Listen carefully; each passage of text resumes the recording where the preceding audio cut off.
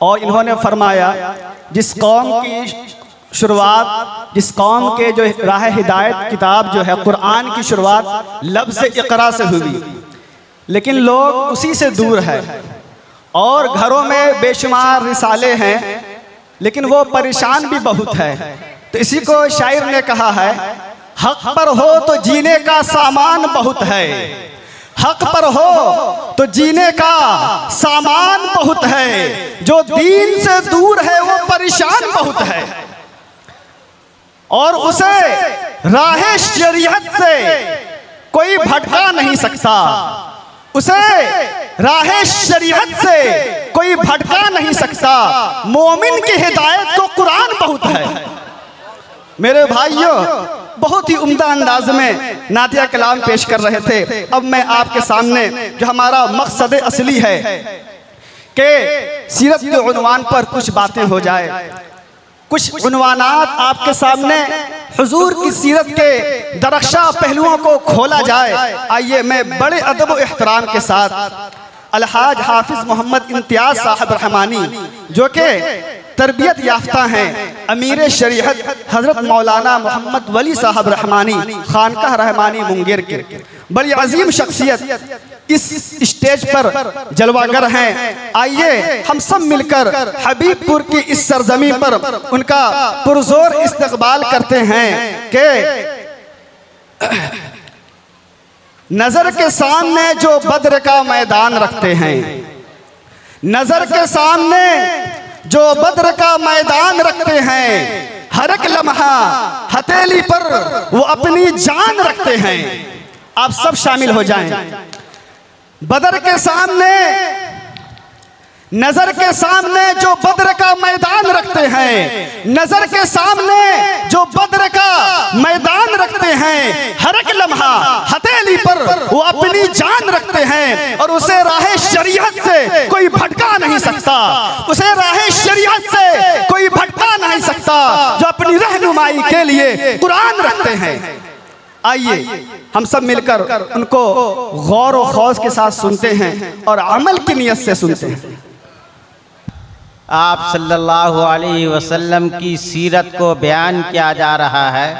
आप सल्लल्लाहु अलैहि वसल्लम के पैगामात को सुनाया जा रहा है। वो इन पैगामात को सुनने के बजाय दूसरे पैगामात को सुनने के चक्कर में लगे हुए हैं।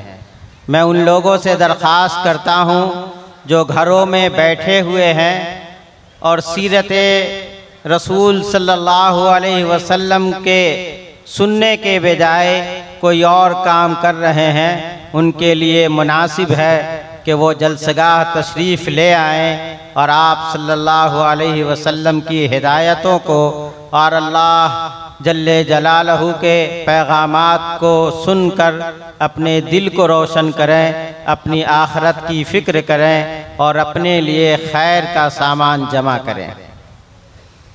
अल्हम्दुलिल्लाह, अल्हम्दुलिल्लाहि रब्बिल आलमीन, वस्सलातु वस्सलामु अला सय्यिदिल मुरसलीन, वक़ाल नबी सल्लल्लाहु अलैहि वसल्लम, औज़ु बिल्लाहि मिनश शैतानिर रजीम, बिस्मिल्लाहिर रहमानिर रहीम, इन कुंतुम तुहिब्बूनल्लाह फत्तबिऊनी युहिब्बुकुमुल्लाह, सदक़ल्लाहुल अज़ीम। हज़रात उलमाए किराम, हज़रत मौलाना मोहम्मद शफ़ीक़ आलम साहब कासमी दामत बरकातहुम, जनाब मौलाना अब्दुल बारी साहब इमाम व ख़तीब मस्जिद हबीबपुर और दूसरे अइम्मा हज़रात और उलमाए किराम, आपके सामने मेरे जैसा कम इल्म, नातवा, दीन की बात करने, नबी पाक सल्लल्लाहु अलैहि वसल्लम की निस्बत से कुछ अर्ज़ करने बैठ गया है।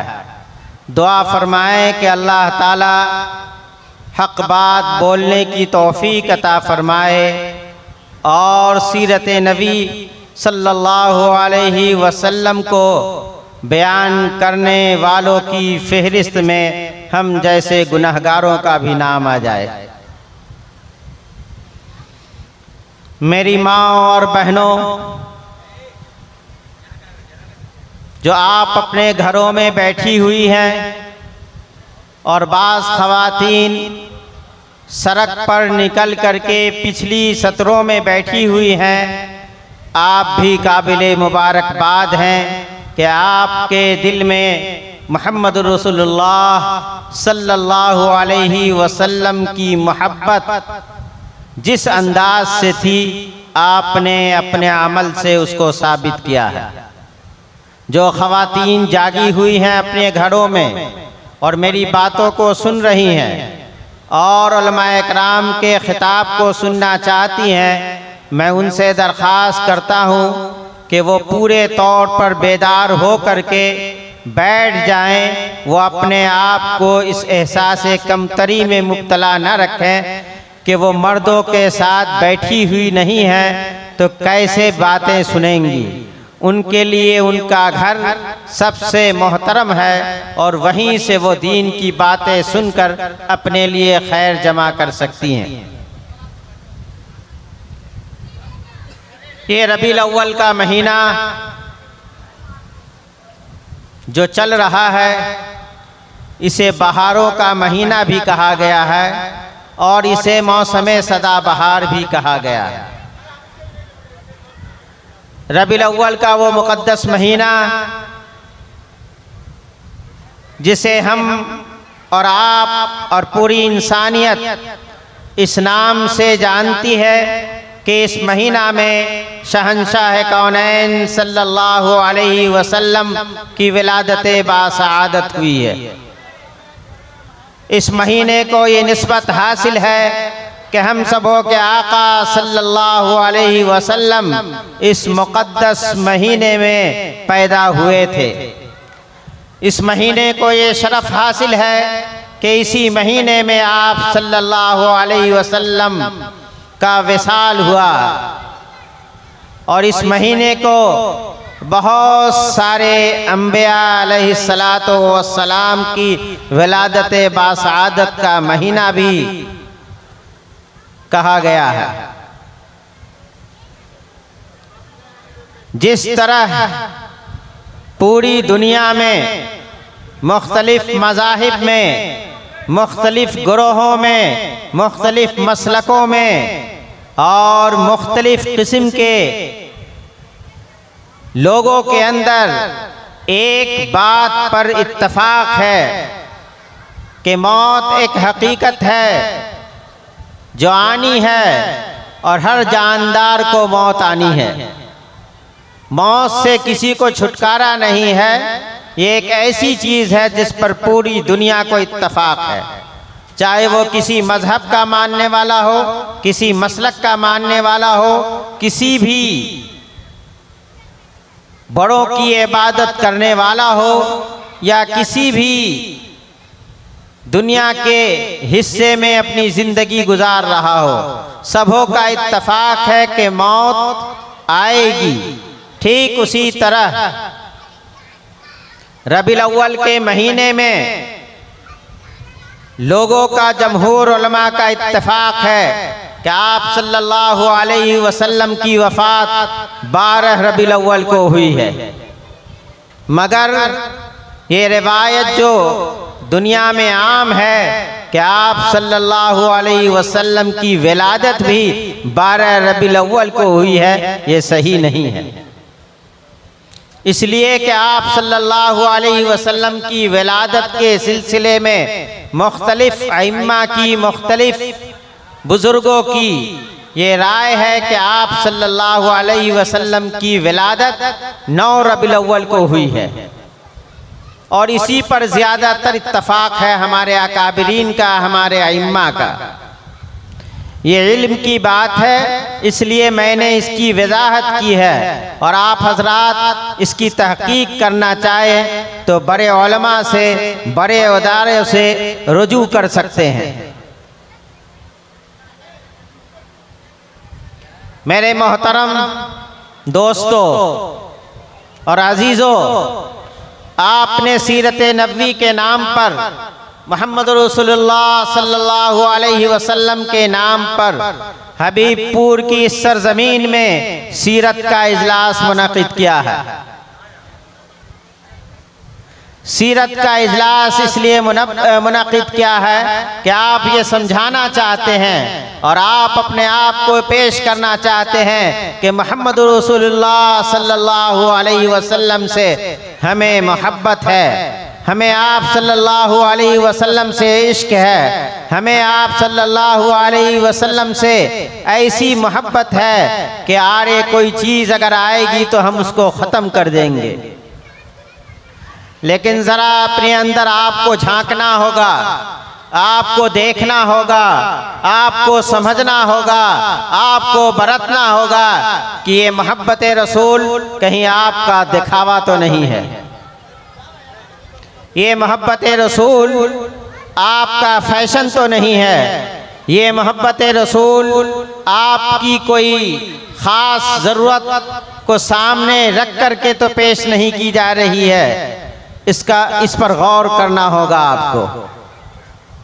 आप चाहते हैं कि नबी करीम सल्लल्लाहु अलैहि वसल्लम के आशिकों में आपका नाम हो, आप चाहते हैं कि आप मोहम्मद रसूलुल्लाह सल्लल्लाहु अलैहि वसल्लम के सच्चे और पक्के उम्मती कहलाने वाले हो जाएं, तो आपको सबसे पहले अपना जायजा लेना होगा।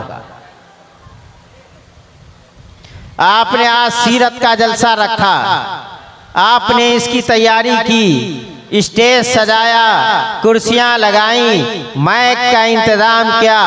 आपको ये देखना होगा कि आपने आज इशा की नमाज पढ़ी थी या नहीं।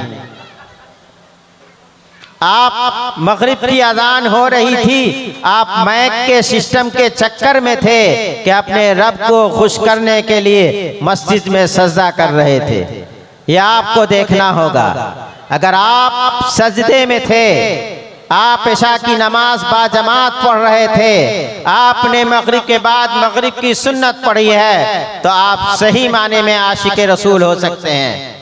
और आपने अगर अपने कदम को मस्जिद में दाखिल करने के बजाय सड़क के किनारे रखा है, तो आप थोड़ी देर के लिए तो आशिक रसूल होंगे।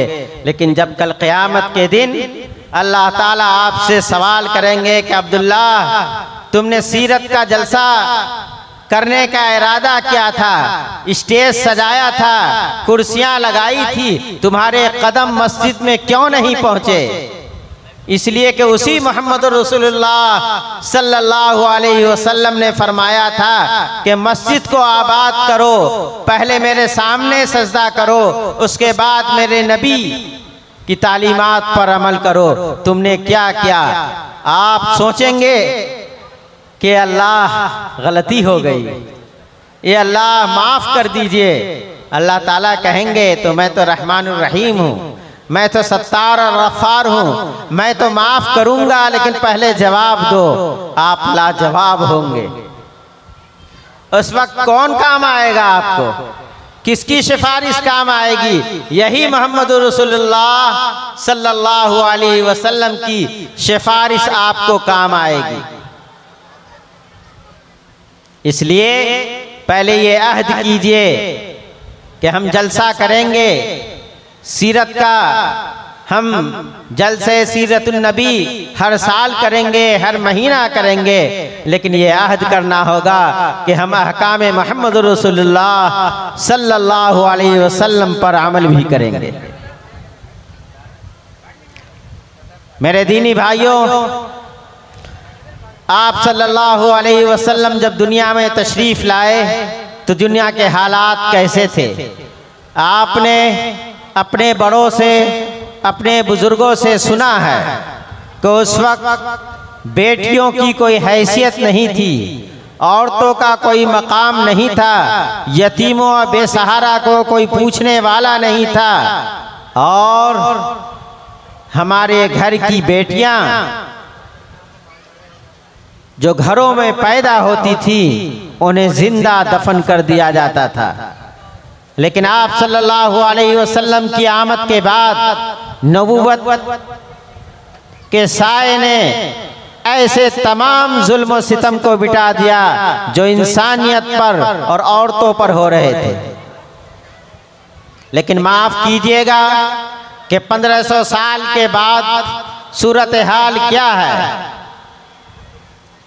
सूरत हाल का जायजा लेंगे तो आपको पता चलेगा कि आज हमारे मुआशरा में हमारी बहू, हमारी बेटी, हमारी माएँ जो अपने घरों में रहती हैं, उनकी क्या हैसियत हो गई है। मोहम्मद रसूलुल्लाह सल्लल्लाहु अलैहि वसल्लम का नाम लेने वाले जायदादों में अपनी बेटियों को हिस्सा देना नहीं चाहते, भाई अपनी बहन को हिस्सा देना नहीं चाहता, शौहर अपनी बीवी को हिस्सा नहीं देना चाहता, बेटा अपनी माँ को जायदाद में हिस्सा नहीं देना चाहता, और सारी चीज़ों को अपने पास रखना चाहता है और ये दावा करता है कि हम मोहम्मद रसूलुल्लाह सल्लल्लाहु अलैहि वसल्लम के ग़ुलाम हैं। सोचिए कि आपका ये दावा कैसा है। आपको इस पर तवज्जो देनी होगी और माशरे से ऐसी बुराइयों को ख़त्म करके आशिक़े रसूल में अपना नाम लिखाना होगा। आपको जानना होगा कि आप सल्लल्लाहु अलैहि वसल्लम का अखलाक कैसा था।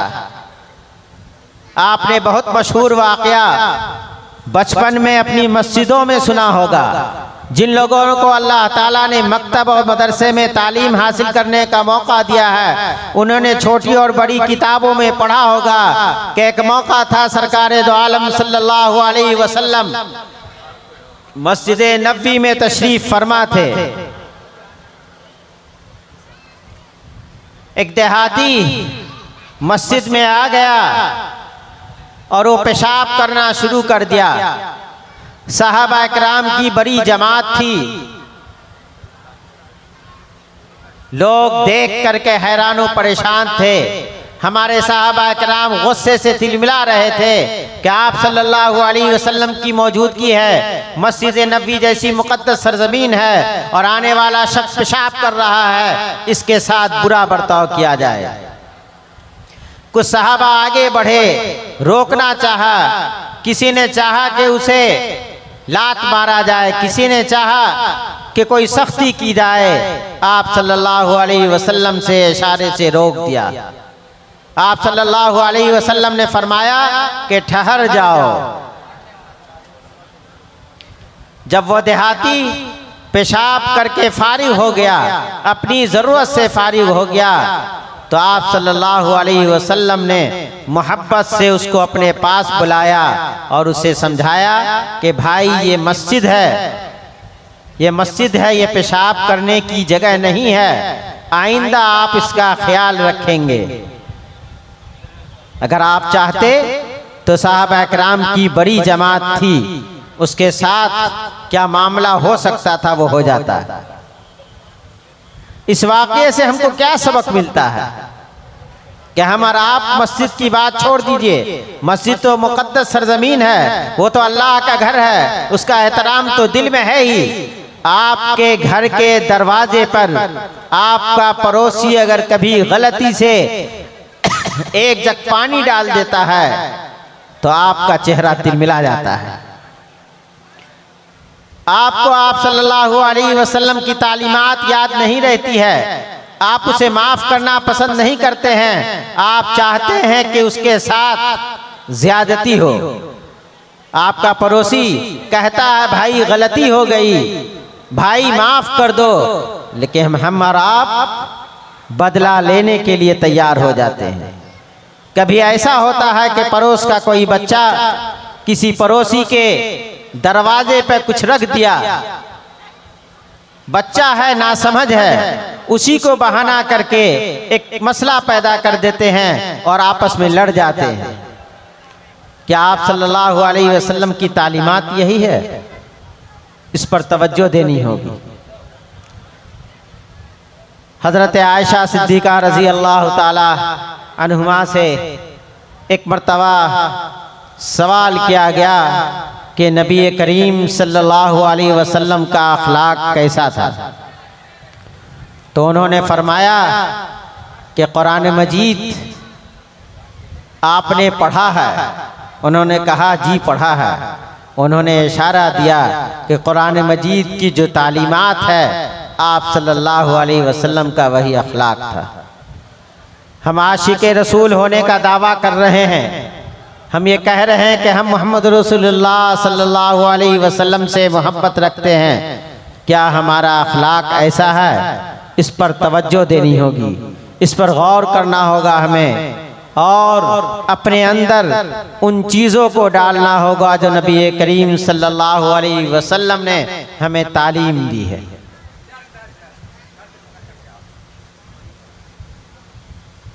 मेरे दीनी भाइयों, आप सल्लल्लाहु अलैहि वसल्लम की तालीमात क्या है, उसका मुताला अगर करेंगे तो दिन और रात, हफ्ते और महीने, सालों गुजर जाएंगे, लेकिन आप सल्लल्लाहु अलैहि वसल्लम की तालीमात की खुसूसियत कभी ख़त्म नहीं होगी। आप सल्लल्लाहु अलैहि वसल्लम से मोहब्बत रखने वाले, आप सल्लल्लाहु अलैहि वसल्लम के आशिक कहलाने वाले, कभी आपने सोचा कि आप सल्लल्लाहु अलैहि वसल्लम के लिए हमें क्या करना है? कुरान मजीद की एक आयत है, इन्नल्लाह व मलाइकतहु युसल्लूना अलन नबी या अय्युहल्लज़ीना आमनू सल्लू अलैहि व सल्लिमू तस्लीमा। इस आयत में एक ऐसी चीज़ है जो आपके दिल से अगर उस चीज़ को समझने का जज्बा हो तो उसको बयान किया जाए।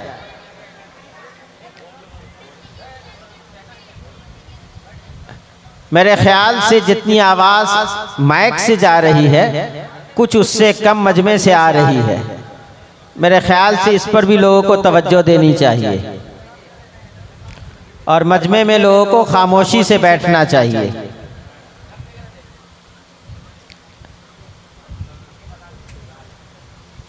अल्लाह ताला कुरान मजीद की इस आयत में फरमाते हैं, क्या ईमान वालों, मैं मोहम्मद रसूलुल्लाह, ऐ ईमान वालों, मैं मेरे फरिश्ते मोहम्मद रसूलुल्लाह सल्लल्लाहु अलैहि वसल्लम पर दरूदो सलाम भेजते हैं, दरूदो सलाम पढ़ते हैं, तुम भी पढ़ा करो। आप और हम बचपन से लेके अब तक कभी ये सुना है कि अल्लाह ताला नमाज पढ़ते हैं? जवाब आएगा नहीं। अल्लाह ताला खाना खाते हैं तो नहीं, अल्लाह ताला रोज़ा रखते हैं तो नहीं, अल्लाह ताला हज करते हैं तो नहीं। जितनी इबादतें हैं, कहीं भी आपने कभी सुना है कि ये कहा गया कि अल्लाह ताला ज़कात देते हैं? तो कहिएगा कि नहीं। अल्लाह ताला नमाज पढ़ते हैं तो नहीं, रोज़ा रखते हैं तो नहीं, हज करते हैं तो नहीं। लेकिन अल्लाह ही ताला एक इबादत के सिलसिले में कह रहे हैं कि मैं भी करता हूँ, तुम भी करो। और वह इबादत क्या है? आप सल्लल्लाहु अलैहि वसल्लम पर दुरूद व सलाम पढ़ना। सब आदमी पढ़िए, अल्लाहुम्मा सल्ली अला सय्यिदिना मुहम्मद अब्दिका व रसूलिका व अलल मुमिनीना वल मुमिनात व अलल मुस्लिमीना वल मुस्लिमात। हम सारी इबादत करते हैं अल्लाह के लिए, हम नमाज पढ़ते हैं अल्लाह के लिए, हम रोज़ा रखते हैं अल्लाह के लिए, हम ज़कात देते हैं अल्लाह के लिए, हम हज करते हैं अल्लाह के लिए। ये सारी इबादतों में अल्लाह ताला कहीं शरीक नहीं है। लेकिन मोहम्मद रसूलुल्लाह सल्लल्लाहु अलैहि वसल्लम पर दरूदो सलाम पढ़ने में खुद अल्लाह ताला शरीक है। मतलब दरूदो सलाम का जो वजीफ़ा है वो सुन्नतुल्लाह भी है, सुन्नत रसूलुल्लाह भी है, सुन्नत सहाबा भी है, सुन्नत अंबिया, सुन्नत सहाबा भी है, सुन्नत औलिया भी है। और पूरी जिंदगी में दरूद शरीफ का एक मर्तबा पढ़ना फर्ज है।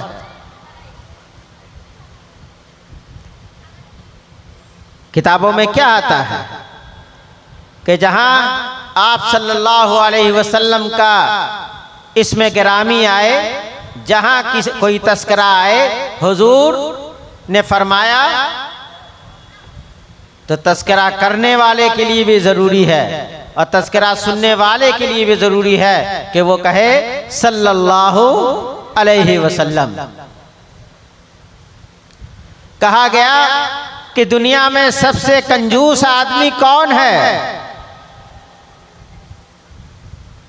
आपसे सवाल किया जाएगा कि दुनिया में सबसे कंजूस आदमी कौन है, तो आप मुख्तलिफ चीजों की मिसालें देंगे, लेकिन किताबों में आता है कि सबसे कंजूस आदमी वो है जो नबी पाक सल्लल्लाहु अलैहि वसल्लम का नाम जिसके सामने आए और वो सल्लल्लाहु अलैहि वसल्लम नहीं कहे, आप सल्लल्लाहु अलैहि वसल्लम पर दरूद नहीं पढ़े, सबसे बड़ा कंजूस वो है। आप गौर कीजिए कि क्या आपके सामने हजरत नबी करीम सल्लल्लाहु अलैहि वसल्लम का नाम आता है? क्या आप सल्लल्लाहु अलैहि वसल्लम कहते हैं? अगर आप सल्लल्लाहु अलैहि वसल्लम नहीं कहते हैं, आप अपने ऊपर जुल्म कर रहे हैं। आप अपने ऊपर जुल्म कर रहे हैं कि आप सल्लल्लाहु अलैहि वसल्लम का नाम आए और आप सल्लल्लाहु अलैहि वसल्लम पर आप दरूद नहीं पढ़े और कंजूसों की फहरिस्त में आपका नाम लिखा जा रहा है। सीरत नबवी आप सुनना चाहते हैं, पैगाम नबवी सल्लल्लाहु अलैहि वसल्लम आप सुनना चाहते हैं, आपको इस जज्बे से सुनना होगा कि हम उस पर अमल भी करेंगे। सीरत का जलसा करना, सीरत की मजलिस मुनक़िद करना बहुत अच्छी बात, बहुत मुबारक बात, लेकिन इसके पैगाम को दिलो जान से लगाना उससे बड़ी बात, उससे ज्यादा मुबारक बात।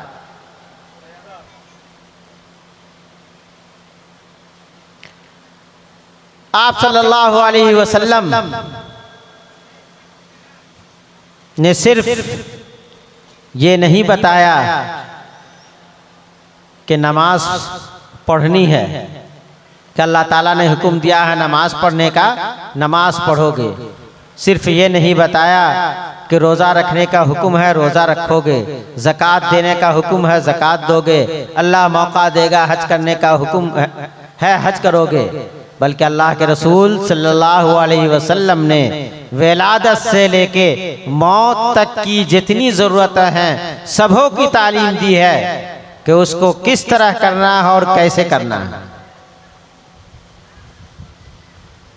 हमारा अमल आप सल्लल्लाहु अलैहि वसल्लम की हिदायतों के मुताबिक है या नहीं, हमें गौर करने की ज़रूरत है। आपकी मोहब्बत, आप सल्लल्लाहु अलैहि वसल्लम से इश्क, आप सल्लल्लाहु अलैहि वसल्लम से ताल्लुक़ सिर्फ दिखाने वाला नहीं होना चाहिए, अमली तौर पर भी होना चाहिए।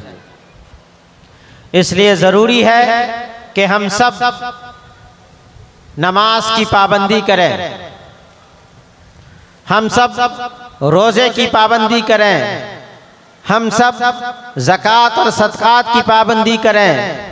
अल्लाह अगर मौका दे तो हम हज को जाएं, अल्लाह मौका दे तो हरमैन शरीफैन की ज़ियारत करें, उम्रा करने को जाएं। उसके साथ साथ अपने पड़ोसियों का ख्याल रखें, अपने महल्ले के यतीमों बेसहारा लोगों का ख्याल रखें, अपने महल्ले में दूर करीब दीन को फैलाने वाले इदारों का ख्याल रखें, ज़रूरतमंदों का ख्याल रखें और उसके साथ साथ अपने बच्चों की दीनी, इल्मी और अमली तरबियत करें। तब जाकर के आप आशिक़े रसूल कहलाने के हकदार होंगे।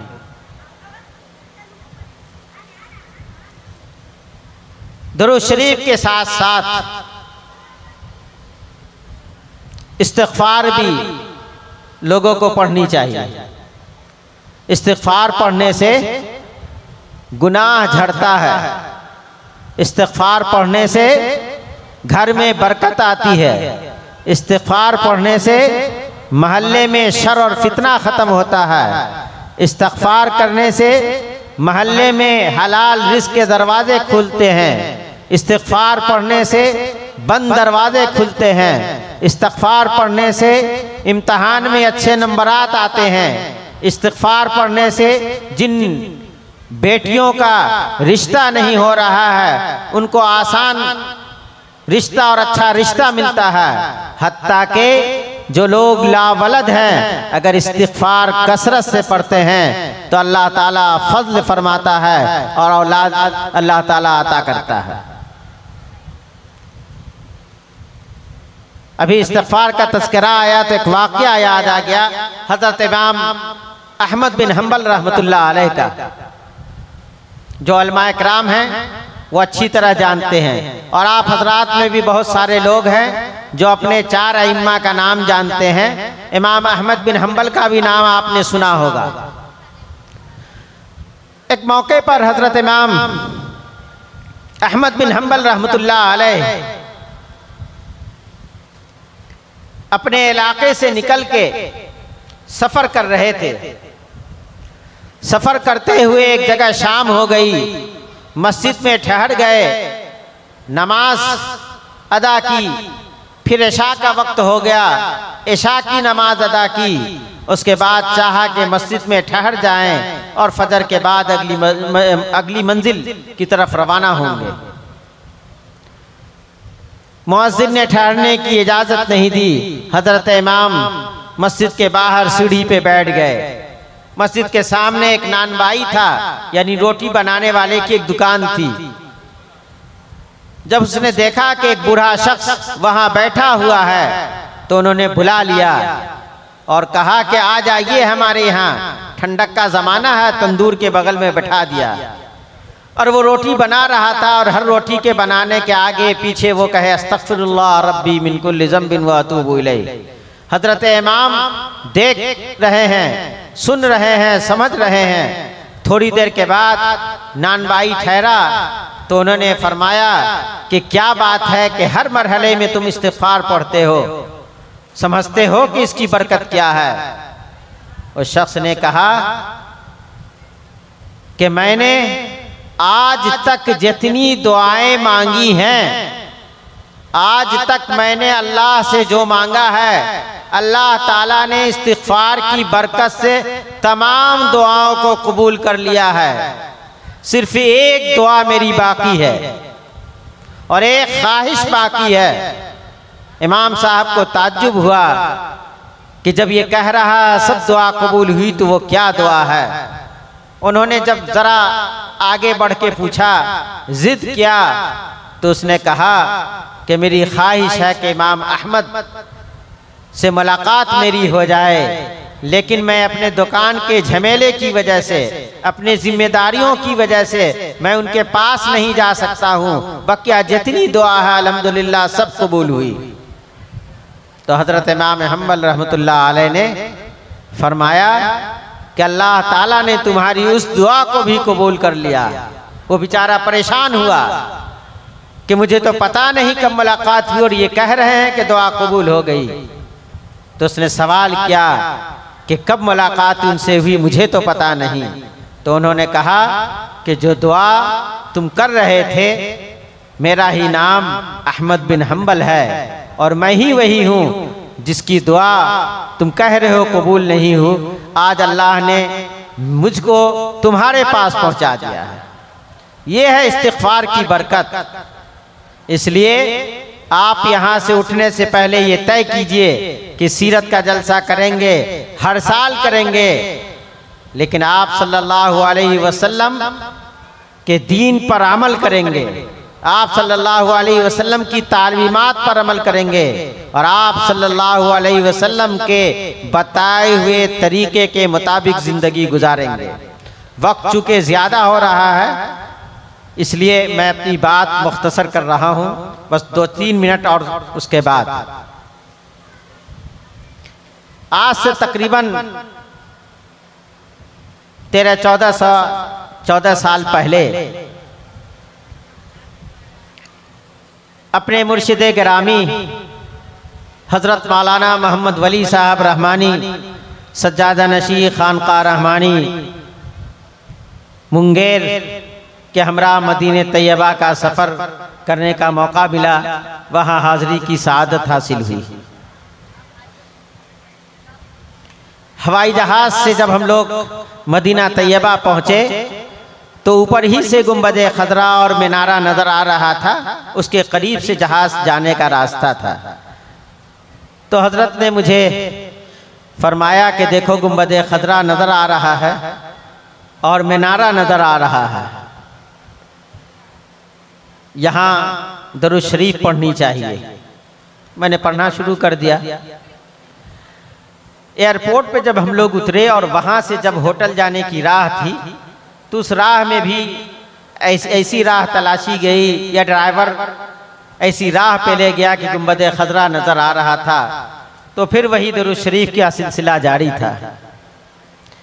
जब हम लोग होटल पहुँचे, वहाँ तैयार हुए, वज़ू किया, उसके बाद मस्जिद नबी जाने के इरादे से आगे बढ़े तो हज़रत ने हमसे फरमाया कि मैं उतनी देर से तुमको देख रहा हूँ कि तुम्हारी तवज्जो एक ही तरफ है और कोई भी बात करते हैं तो उसके बजाय कहीं और सोच रहे हो। क्या सोच रहे हो?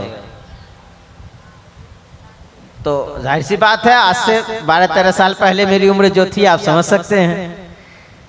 तो हमने कहा कि मेरी ख्वाहिश ये हो रही है कि सुना है और कहीं किताबों में पढ़ा था कि दरूद शरीफ के पढ़ने के बाद या दरूद शरीफ को कसरत से पढ़ते हुए अगर कोई दुआ या कोई आरजू दिल में रखी जाती है तो अल्लाह ताला उस आरजू को, उस दुआ को, उस ख्वाहिश को पूरी करता है। कुछ अंदर से ख्वाहिश हो रही है, जब फारिग होंगे तो बताएंगे। जाहिर सी बात है, बेतकल्लुफी थी, साथ रहना था। तकरीबन 30 साल मैं बचपन से लेके कब्र में लेटाने तक मैं साथ रहा हूँ, इसलिए वैसे ही अंदाज की गुफ्तगू थी। मैंने कुछ जवाब नहीं दिया। गया रियाजुल जन्ना के हिस्से में, बहुत भीड़ थी। हजरत ने मुझे बताया कि देखो मेहराब नबी है, वहाँ जाके नमाज पढ़नी है, ऐसा है, लेकिन बहुत भीड़ होगी, ऐसा होगा। सारी तफसीलात बताई। अल्लाह की क्या मर्जी हुई कि अल्लाह ताला ने ऐसा मौका फराहम किया कि हजरत तो रोज़े रसूल से ज़रा आगे बढ़े जन्नतुल बकी में, ये रियाजुल जन्ना में, और मेरा कदम मेहराब नबी तक पहुँच गया। और वहाँ मुझे 2 रकात के बजाय अल्लाह ताला ने कई रकात पढ़ने का मौका दिया और ऐसा लगा कि मेरे पीछे 2 आदमी खड़ा है जो मेरी हिफाजत कर रहा है। और जब मुझको एहसास हुआ थोड़ी देर के बाद कि कुछ लोग पीछे हैं, उनको भी ये शरफ हासिल होना चाहिए, मैं पीछे हट गया। सारी बात हो गई, ये हो गया। जब हम लोग वहाँ से फारिग हो गए, मस्जिद नबवी ही में एक जगह बैठे हुए थे, तो फिर हजरत ने मुझसे सवाल किया कि मैंने उस वक्त तुमसे पूछा था, तुमने जवाब नहीं दिया, अब बताओ कि क्या बात थी। तो हमने कहा कि जिस वक्त आपने कहा था कि दरूद शरीफ पढ़ने के लिए, तो मेरे दिल में ये बात आई थी कि मैं इस नियत से पढ़ूं कि मुझको मेहराब नबी सल्लल्लाहु अलैहि वसल्लम में नमाज पढ़ने की सआदत हासिल हो जाए। और उस वक्त से वही बात मेरे दिमाग में थी और अल्लाह ताला ने मौका दिया कि मैंने इतनी रकात वहाँ पढ़ ली। कितनी थी मैं नहीं बताऊंगा।